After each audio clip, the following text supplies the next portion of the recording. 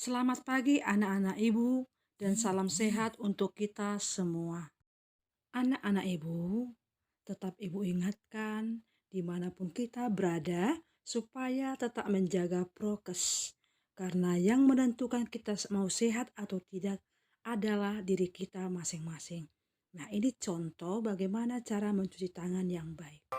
Cuci tangan bisa mencegah kita tertular dari penyakit menular seperti batuk, pilek, diare, gatal-gatal, sakit mata, dan tipes.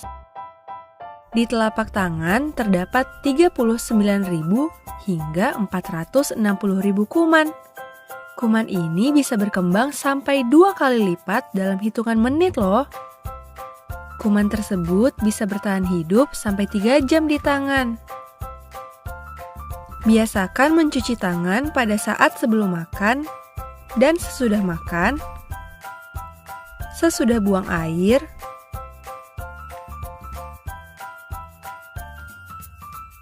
sesudah batuk atau bersin,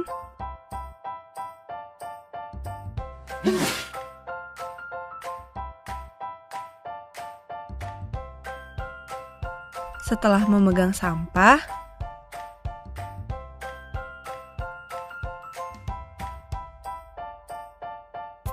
setelah memegang uang, setelah memegang hewan, atau sesudah membersihkan kotoran hewan. Mencuci tangan harus menggunakan sabun. Tak hanya bagian telapak tangan loh, tapi sabun itu harus menjangkau punggung tangan,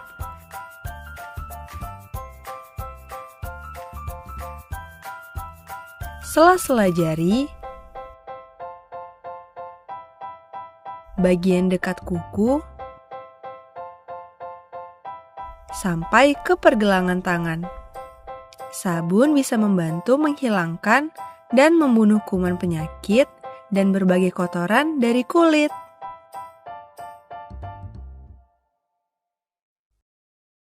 Nah, anak-anak ibu, jika kita melakukannya, yakinlah kita semua akan sehat.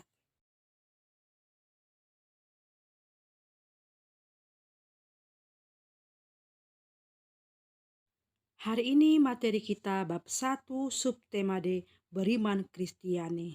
Tujuan pembelajaran kita adalah yang pertama, anak kami mampu menghayati bahwa Yesus Kristus adalah tanda agung pewahyuan Allah. Yang kedua, anak kami mampu mengimani bahwa Yesus Kristus adalah sumber iman Kristiani. Yang ketiga, anak kami mampu mengimani Tritunggal Maha Kudus dalam iman Katolik. Yang keempat, anak kami mampu menjelaskan bahwa Roh Kudus terus bekerja dalam gereja. Anak-anak ibu, pembelajaran kita yang terdahulu, kita sudah memahami bahwa Allah senantiasa berkehendak menyelamatkan manusia dengan berbagai macam cara dan berbagai kesempatan. Manusia, kita, anak-anak ibu, kelas 9, menanggapi karya penyelamatan Allah tersebut dengan beragama dan beriman. Maka pada hari ini kita akan membahas hal yang lebih khusus tentang beriman Kristiani.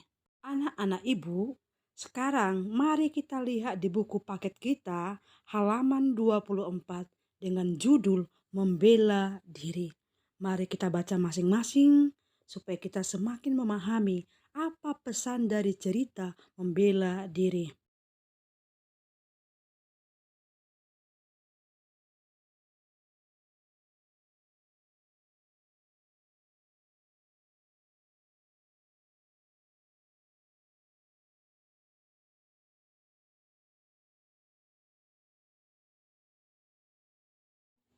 Anak-anak ibu, dalam cerita membela diri, sang raja telah memberikan dirinya dan hidup bersama dengan rakyatnya yang menderita. Nah, demikian juga Allah yang Maha Tinggi rela hadir ke dunia untuk merasakan suka duka hidup sebagai manusia.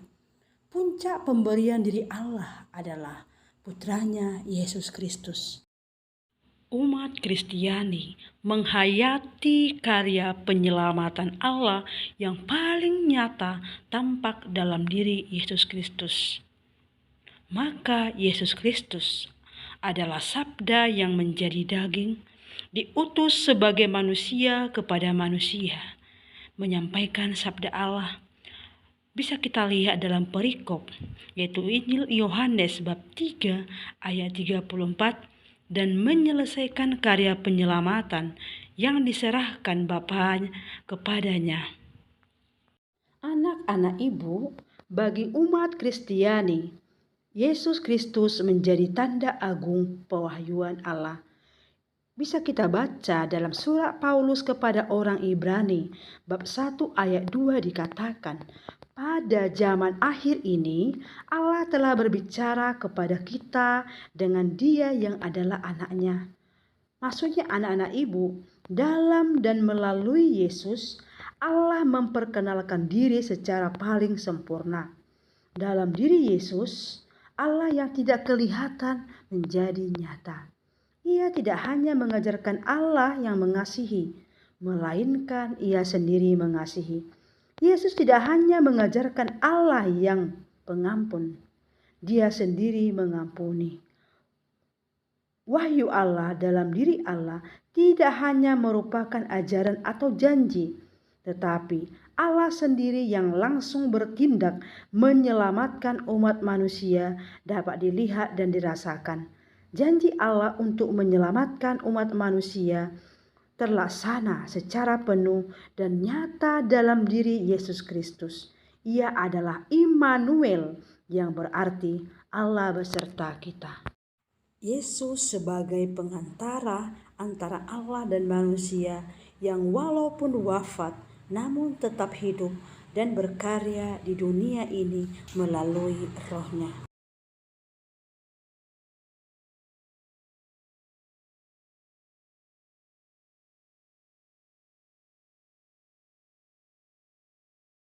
Tradisi suci dan kitab suci, baik perjanjian lama maupun perjanjian baru, bagaikan cermin gereja yang mengembara di dunia ini. Baik perjanjian lama maupun perjanjian baru, bagaikan cermin gereja yang mengembara di dunia ini untuk memandang Allah yang menganugerahinya segala sesuatu, hingga tiba saatnya gereja dihantar untuk menghadapi Allah tatap muka sebagaimana adanya.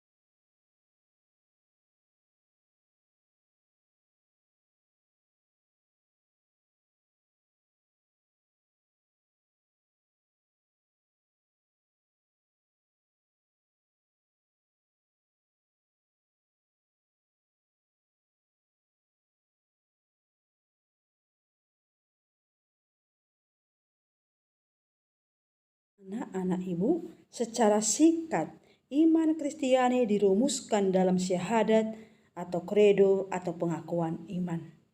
Dalam kredo terungkaplah iman gereja akan Tritunggal Maha Kudus. Kunci pemahaman akan Tritunggal terletak pada iman bahwa Allah sejak semula berkeinginan menyelamatkan manusia, dan tindakan penyelamatan itu nyata dalam pribadi, dalam diri Yesus Kristus.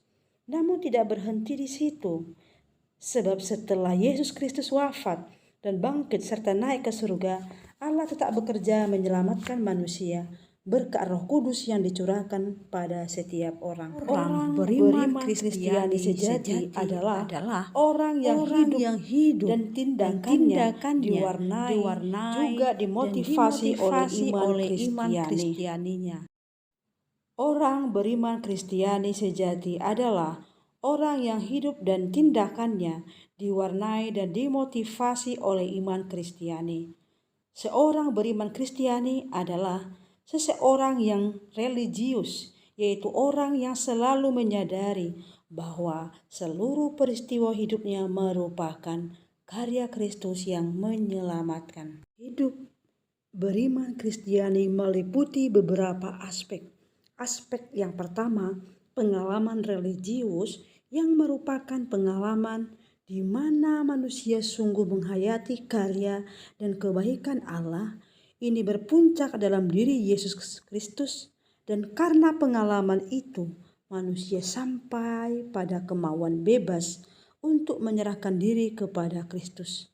Aspek yang kedua yaitu penyerahan iman yang merupakan jawaban atas wahyu Allah yang telah berkarya. Penyerahan iman ini merupakan wujud tindakan yang sesuai ajarannya dalam Matius 7 ayat 21. Bukan setiap orang yang berseru kepadaku, Tuhan, Tuhan, akan masuk ke dalam kerajaan surga, melainkan dia yang melakukan kehendak Bapakku yang di surga.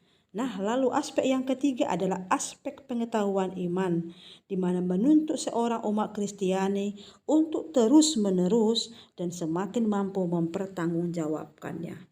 Mewujudkan iman dalam hidup sehari-hari membutuhkan keteguhan hati dan sikap penyerahan diri kepada penyelenggaraan Allah seperti apa yang dilakukan oleh Bapak Abraham dan oleh Bunda Maria. Anak-anak Ibu, dalam hidup sehari-hari, iman kita kepada Allah harus kita wujudkan melalui setiap perkataan dan perbuatan baik kita, agar iman kita berkembang dan menghasilkan buah keselamatan.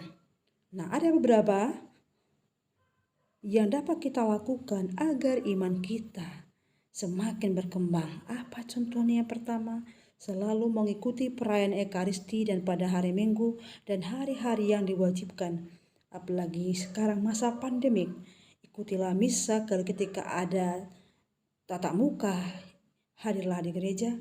Ketika live streaming, ikutilah. Lalu yang kedua, melakukan doa pribadi maupun doa bersama dalam keluarga. Pada masa sekarang ini sangat dituntut dari kita tahu bersyukur atas segala kebaikan Tuhan, tahu bersyukur atas segala karya Tuhan yang luar biasa sampai hari ini kita sehat dan bisa menikmati kehidupan. Lalu yang ketiga, terlibat secara aktif dalam kegiatan rohani di lingkungan. Apa contohnya? Pertanyaan. Apa contoh yang lain? PA pendalaman Alkitab atau PI pendalaman iman. Masih banyak contoh latihan KOR. Lalu yang keempat, membaca dan menghayati isi kitab suci. Jika anak-anak kami mau, maka bacalah per hari itu satu perikop. Jika kamu sudah selesai membaca kitab sucimu, boleh kamu stabiloi, artinya bahwa kamu sudah pernah membaca itu. Lalu yang kelima, mengikuti kegiatan KOR, mesdinar atau lektor. Mesdinar artinya putra-putri altar. Lektor artinya pembaca kitab suci. Lalu yang keenam, terlibat dalam karya sosial kemasyarakatan. Yang ketujuh, menerima sakramen tobat. Nah, anak-anak Ibu, jika ini kita lakukan, ini akan membuat iman kita semakin berkembang.